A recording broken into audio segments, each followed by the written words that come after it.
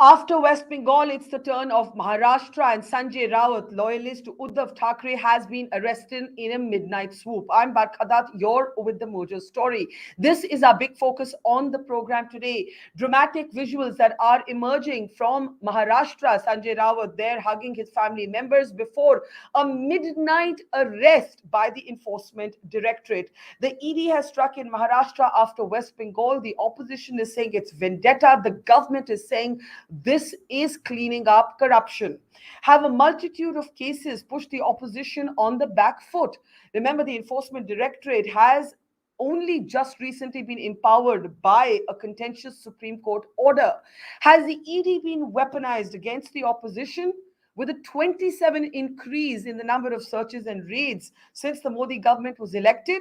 Or is this part of a government crackdown on corruption? How can the opposition defend corruption? Those are some of the issues we're unpacking here on the program today, looking at these cases from West Bengal to Maharashtra. Let me introduce our guest today. We're joined on the program by senior journalist Varun. Varun Singh is a veteran journalist from Maharashtra. Welcome to the program. Let's have their name designations up, please, so all our audience can also get to know who they are.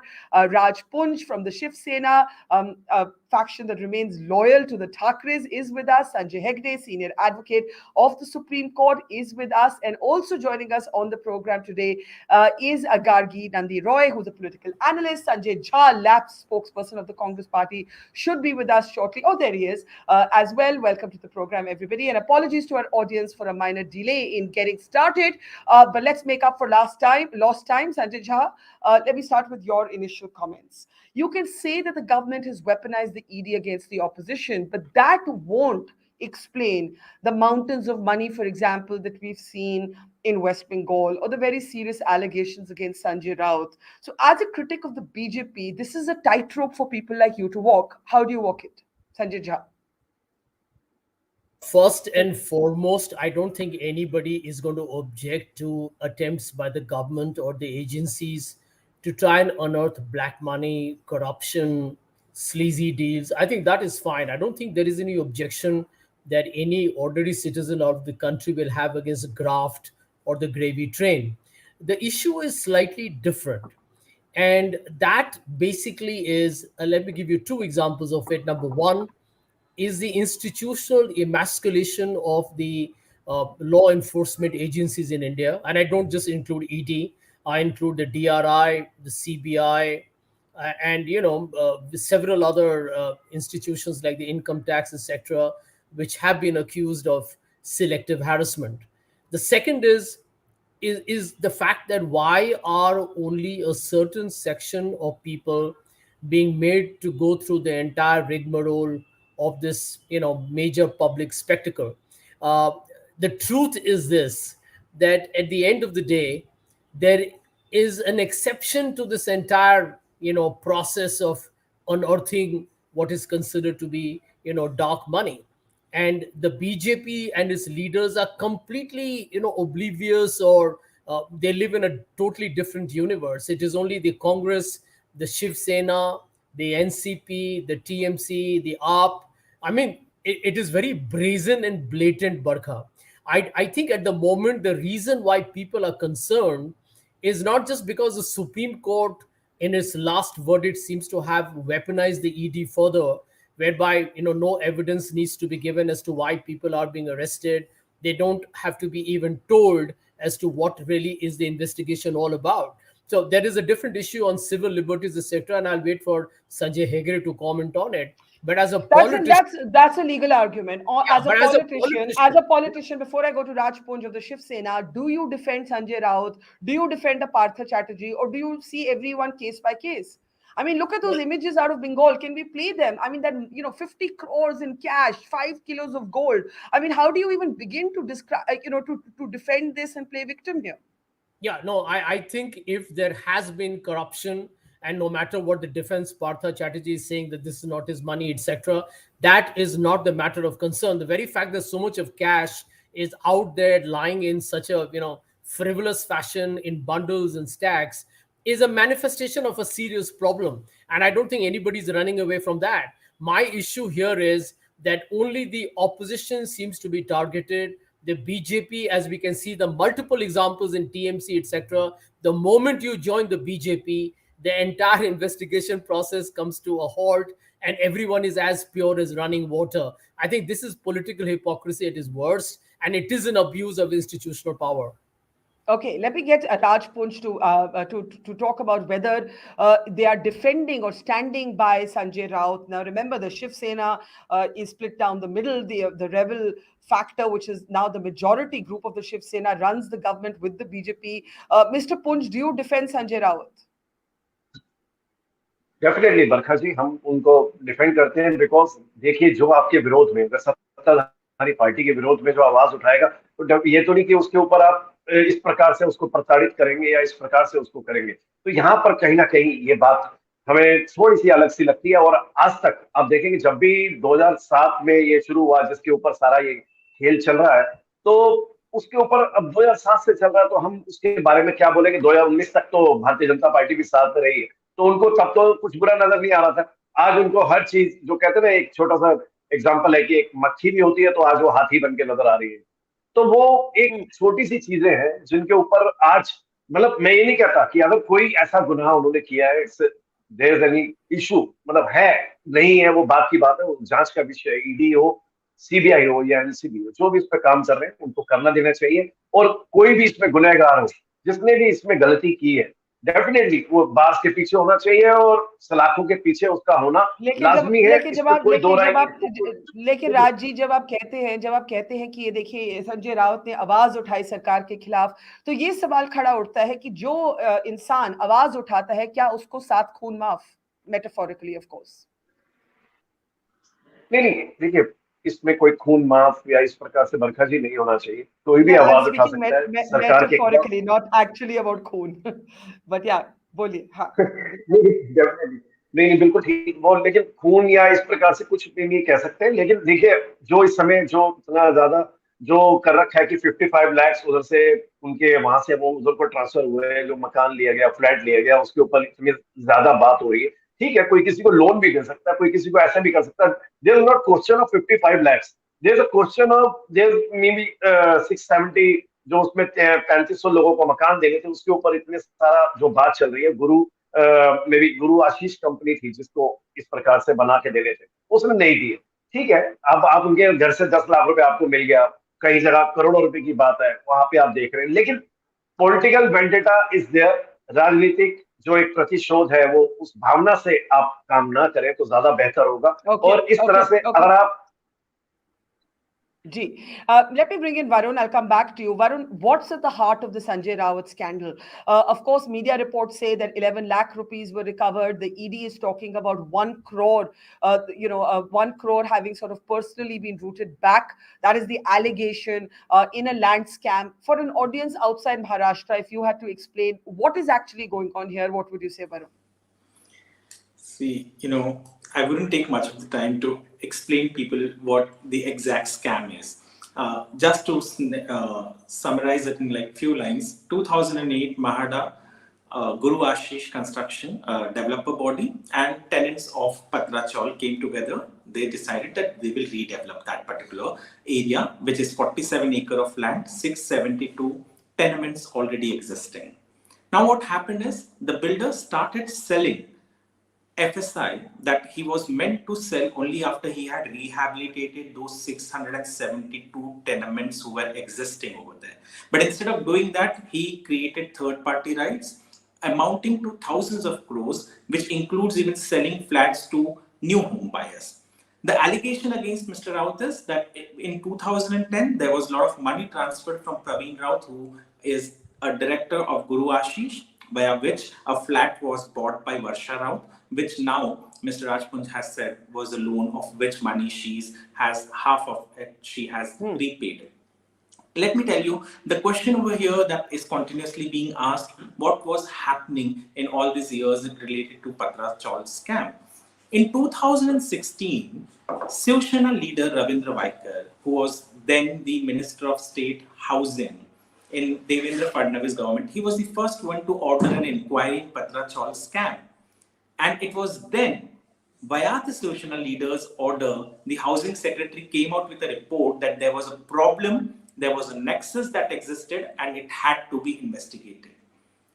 And since 2016 to 2019, the case went on. It even went to Supreme Court, from where the land came back to Mahada. And now Mahada has decided to rehabilitate these people. So you do not see Sanjay Raut, Varun, as a victim of political vendetta? Not at all. I don't see, because there is a clear cut transfer of funds that has been established by not just one particular organization, but multiple organizations. And even Punj admitted over here that there was a transfer of fund which later on Varsha Raut repaid. After making things out to public, if you're repaying it, it doesn't make much of a sense. That means you're trying to hide certain things. And I don't understand the way people are trying to portray Sanjay Raut as a martyr over here. No journalist in his entire life can make what he has made. And, Barkha, you're a journalist, I am a journalist. We cannot do anything of that sort, what he has created. He also is a politician. Yeah, he's more a politician. He's a Samna editor, but he's not a journalist in the classic sense. So let's be very clear, he's an absolute politician. But let me bring in Sanjay Hegde now at this point, and then I'll come to you, Gargi. The Supreme Court has, of course, in a contentious judgment recently liberated, as it were, the Enforcement Directorate to even be more aggressive, confirming rights to summon, raid, arrest, and seize. And even more controversially, Sanjay, as you know, but this is just for the general audience, even saying that when you detain somebody, remember in this case, Raut was detained and then arrested technically only at midnight, the grounds and the reasons for that detention do not have to be provided at that moment. And assets can be attached even before those grounds are actually elaborated on.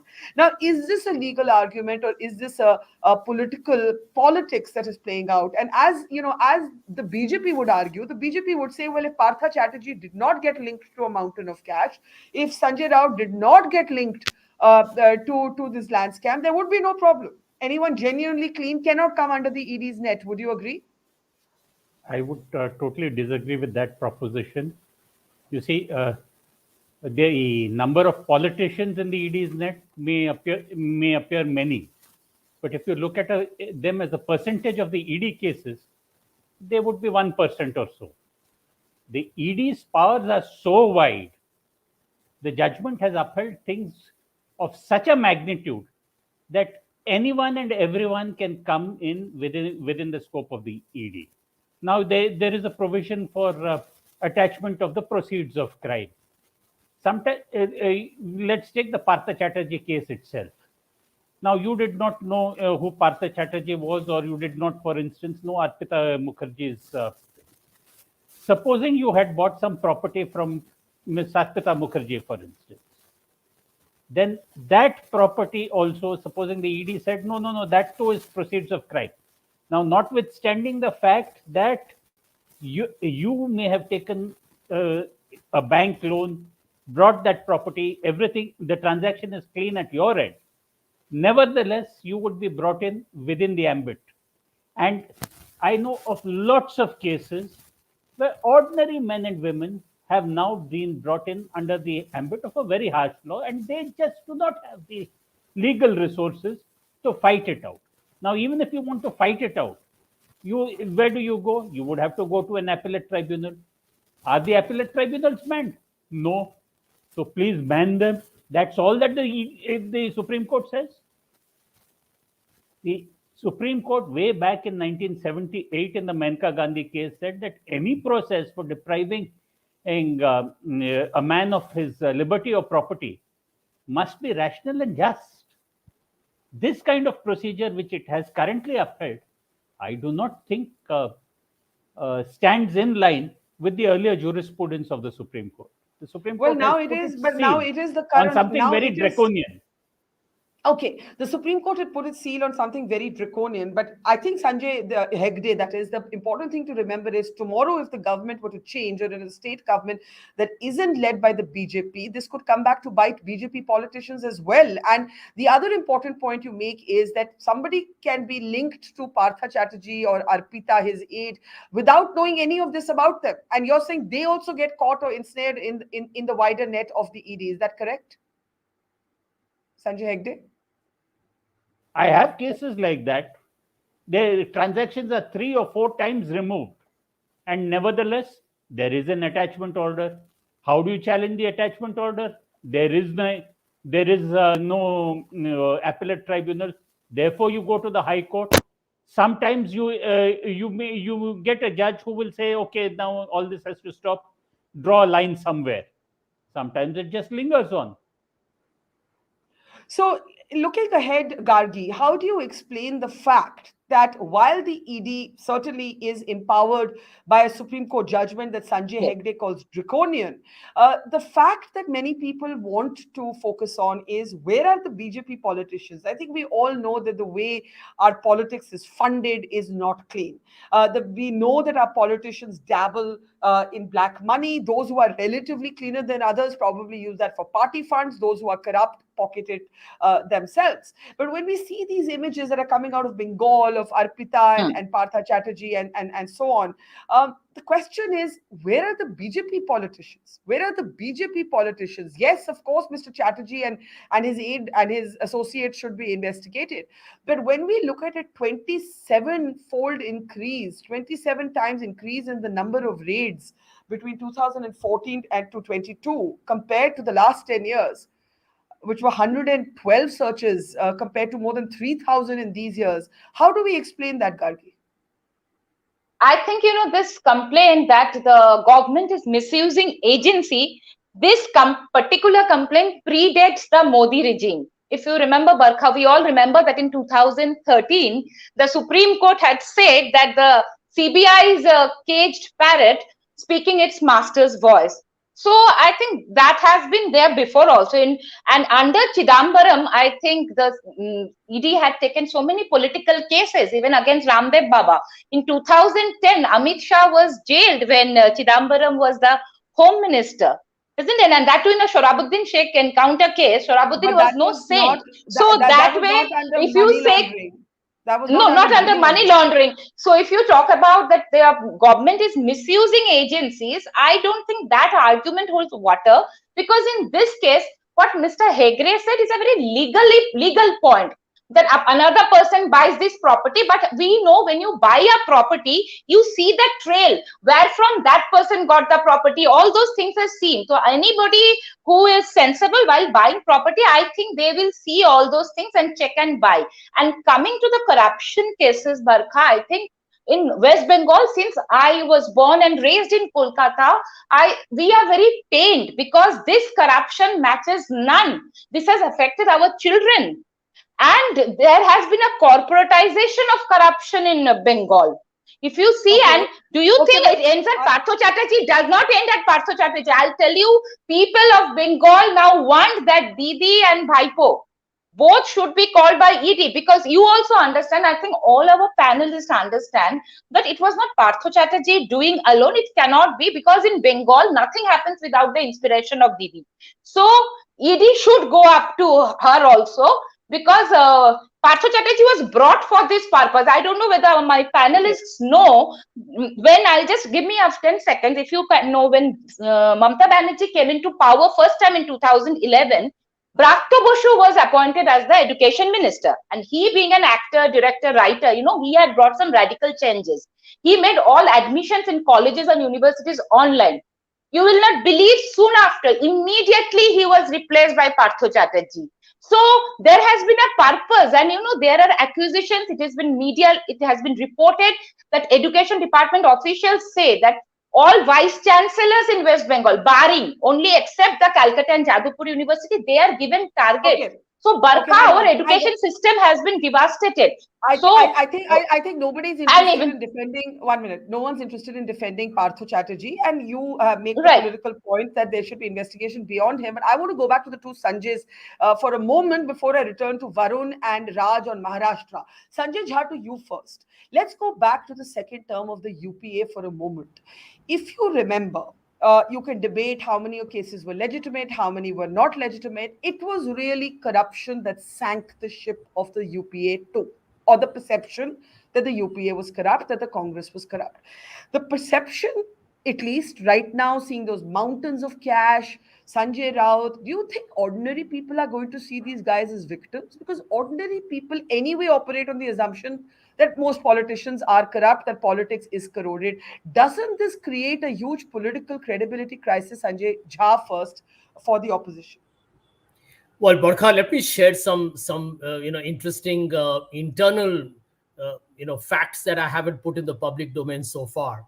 Number one, I remember telling this to the Congress leadership and to the Congress communication head when the special CBI court actually said there is not a shred of evidence to prosecute anybody who was alleged to be part of the 2G scam. And you remember the 2G spectrum scam was principally the reason why the Congress sank.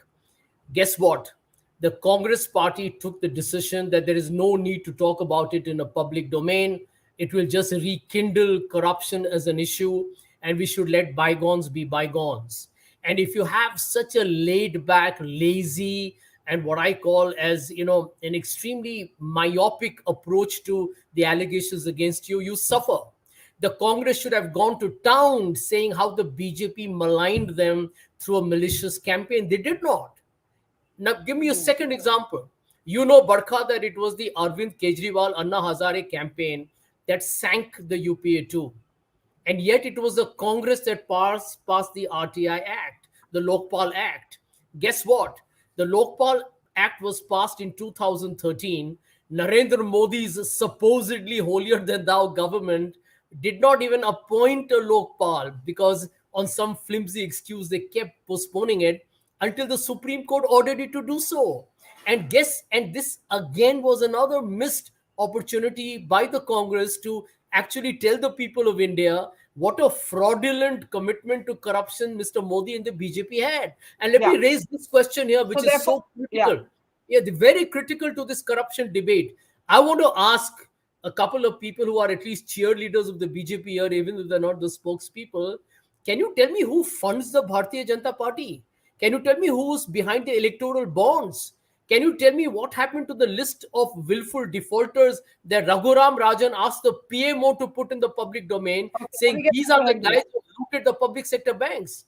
The point is, Sanjay Jha, that is, the party you support lost that perception narrative, certainly when it was in government. It is in danger of doing the same thing right now, though this time, of course, it is crying vendetta. Sanjay Hegde, with a legally empowered Enforcement Directorate and a politically weakened opposition, when the Congress couldn't build this narrative for itself while in government, can it do that as an opposition? I mean, I don't know if you want to comment on the politics, but legally, certainly the ED has been set free and it can now literally swoop down where it sends or smells corruption at will. Forget corruption. Forget politicians. The ED can... am I being heard? Yes, please go ahead. Yes. Yeah, we could hear you. Can you hear me? We went off air for a minute. No, we can hear you. We can hear you. Please go ahead. See, forget corruption and forget political corruption. What the ED can do is to get into any transaction, any financial transaction anywhere in India. And the ED is, Sanjay Jha may not have told you that, but it is having a chilling effect even on ordinary business in India. Because what is happening is that the ED was specifically originally set up to go into tainted money of the drug or the terrorism kind.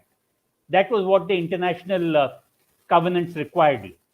But now we have added a whole host of transactions into the ED's scheduled offenses, including prevention of corruption, this, that, and the other. That wideness of the law enables the ED to get into almost any transaction. Any transaction which it says that, are proceeds of crime, there is a predicate offense, and okay, we'll do the arresting first. Then thereafter, you please go and fight in the courts for bail, because the courts will also are now authorized to deny bail unless the twin tests are satisfied, that is, that they will not indulge in the same crime, on prima facie of this crime that they are innocent. These kind of conditions, which having been upheld, I think that the ED is now free to do anything and everything in almost every financial transaction. That's quite scary. Let me bring in, though, Varun. Varun, we keep losing you, so I want you to quickly make your point. I think you're on a phone line, on your phone. Go ahead. We have only a couple of minutes left. Go ahead, Varun. Yeah. No, I somehow do not understand. When you say that the ED can detain anyone without giving an excuse, and about people losing their money when they invest into properties, I have had chief secretaries of the state, and I have reported those stories, who had invested in properties belonging to several people who were involved in corruption, and now their homes are sealed. So what kind of justification is that? And who? And I don't know. Even before this, I don't think there was a reason to be given to someone being detained. Yes, you have to do the Panchnama when someone is arrested. You have to give him the reasoning when he's arrested. I don't think anyone has to be, the police can call in anyone for questioning. And if only they find something related to the matter that they are investigating and the person's involvement, will that person be arrested? And that is the time when a reasoning is given. So I don't think it's a draconian thing. I think it is a good thing that the ED is given powers enough that it can at least act against corruption. And in this case, there is no vendetta against Sanjay Raut. If Sanjay Raut and the Sena has a problem, they should go back to 2016 decision of their own leader, who is still with the Uddhav Thackeray camp, Ravindra Vaikar, who was a Minister of State in Housing in Maharashtra government, who ordered the first inquiry. That is the reason that has led to everything coming out, and we should be thankful to him. I hope that with the new government in Maharashtra, though, I don't mind being termed as a cheerleader for anyone if they are doing good, unless becoming a spokesperson and then being sacked for cheering the same party. That is the worst thing to happen. But I believe that Devendra Fadnavis, who even supported the Patra tenants way back a year ago, he will fulfill that. Yes. Okay, that's obviously a swipe at Sajid Jha, but let me just get in Raj Punj to make a comment on behalf of his party. You're already struggling, in a sense, to be known as the Shiv Sena. The majority of MLAs are now running the government with the BJP. How will you handle this particular scandal? It will weaken you further. What are you planning to do to defend Sanjay Raut? Raj? देखिए बरखा जी, जिस प्रकार से आपने देखा पीछे उसमें कि ये सब जिस प्रकार से जो लोग चले गए उस तरफ चले गए, उनको काफी रिक्वेस्ट किया गया, उनको बताया गया कि आप प्लीज कम बैक, नहीं कोई भी नहीं आया। और वो लगता है कहीं ना कहीं जिस डर से वो वहां चले गए थे, आज वो डर सामने नजर आ रहा है। तो फिर भी अगर इस तरह से जो हमारी एजेंसीज है, इनका दुरुपयोग नहीं होना चाहिए। इनको आप पॉलिटिकल के लिए आप इस तरह से अपना नहीं सकते, इस तरह से आप कह नहीं सकते, इस तरह से आप एलिगेशन नहीं लगा सकते। तो वो लोग जो आज जा चुके हैं, जो छोड़ के चले गए हैं, उनके विरुद्ध, क्योंकि मेरे पास जो यामिनी यादव है, प्रताप सरनायक है और भावना गवली जी है, उनके लिए भी 5 मई को उनको भी नोटिस इशू हुए थे, उनको भी बोला गया था। लेकिन तो आप भी क्यों रखना चाहते हो उनको? अगर वो करप्ट है तो आप भी क्यों रखना चाहते हो? नहीं, सुनिए, इंडिपेंडेंटली काम करना चाहिए, किसी एक को नॉमिनेट नहीं करना चाहिए। यहाँ पे ये नहीं कि वहां पे चले गए, इधर चले गए, उधर चले गए। तो 135 करोड़ देशवासी है, उनके ऊपर आप कहीं भी उंगली उठा सकते हैं। आपकी जब सरकार थी महाराष्ट्र में, 40 दिन तक केतकी चितले, बरखा ने इंटरव्यू किया है उनका, 40 दिन तक केतकी चितले जेल में थी। निखिल भामरे 48 दिन तक जेल में था। साद अंसारी आज तक जेल में है, आपकी सरकार ने अरेस्ट किया था। तो आप भी वही करते जब पावर में रहते थे। सर, किसी ने कुछ गलत किया तो डेफिनेटली उसको जेल के अंदर होना चाहिए। किसी ने भी किया, देश के एक नागरिक का 1 रुपया भी अगर किसी ने चुराया है, घपला किया तो I have 2 minutes left. Let me bring in Gargi and then give the two Sanjay's last words. Let me just bring in Gargi. Gargi, go ahead. Gargi. Yes, because Sanjay Hegde ji was saying that how the ED has been empowered and it can be misused. But if you listen to him also, that ED has been empowered by the Supreme Court. So legally it has been empowered. So to say that the government in power, Modi or the BJP government is using ED as a vendetta is not That's wrong, right? Because it has been legally empowered by Supreme Court, isn't it, Mr. Hegde? And I really feel it is not vendetta. In Maharashtra also, in the Partha Chatterjee, 72 tenants are suffering. 14 years have passed. So neither in Maharashtra nor in Bengal, there has been no vendetta. There has been corruption. In fact, the ED must go to the top. And in Bengal especially, we know where everything started, so it must go to the top. And I think there has been no vendetta, Mr. Hegde. If the ED has been empowered, it has been empowered by Supreme Court. So you can legally challenge that in the court of law. But to say BJP is doing it, it's not the right thing. I mean, I'm not a spokesperson of anybody. Sanjay Hegde, respond to that. That, you know, unless you're saying that the court and unless you're drawing an equivalence between the government and the court, which would be a very, I don't know if you'd want to do that as a senior advocate. I think Gargi makes the point that why are you blaming the BJP for what the court has done and said? Well, let me put it this way. Ordinary minds discuss people. Other minds discuss events. But what the court has done is to discuss the idea of the law. If you make a law like this, how do you interpret it? The court has not said, oh, you went after Partha Chatterjee, very good.